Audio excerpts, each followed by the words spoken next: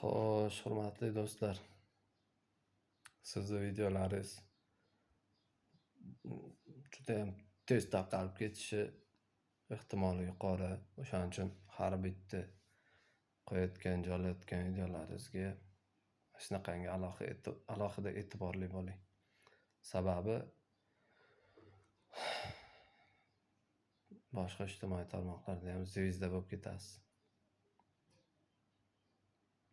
Hozir tanilish o'rtoqlar sekundli ish. 3-4 ta YouTube kanali bor insonlar siz haqingizda gapirsa bo'ldi. Videongizni joylab o'tirishi ham shart emas.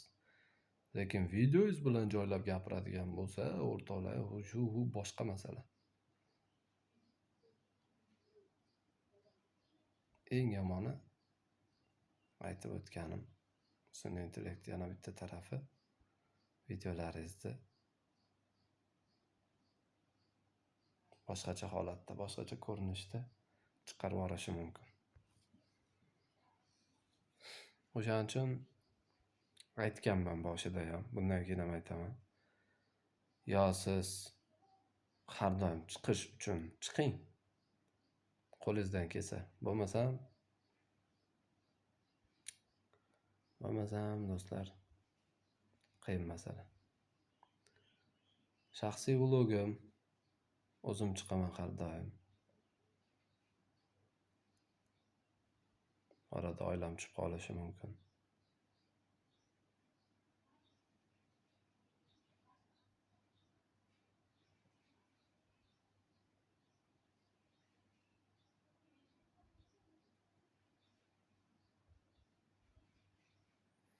Men juda yaxshi insonlar bilan tanishdim, gaplashdim.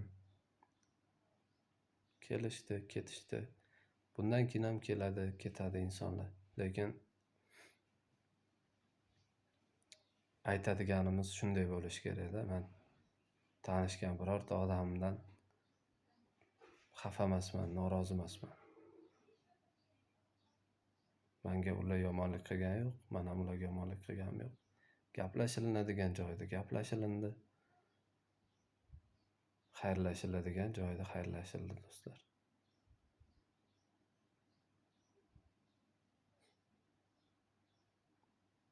Hammani nafaqat bu YouTube kanalida hayotda ham olib qola olmaymiz, o'rtoqlar.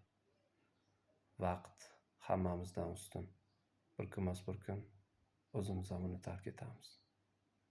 Shuning uchun ilohiylashtirish, buyuklashtirish shart emas.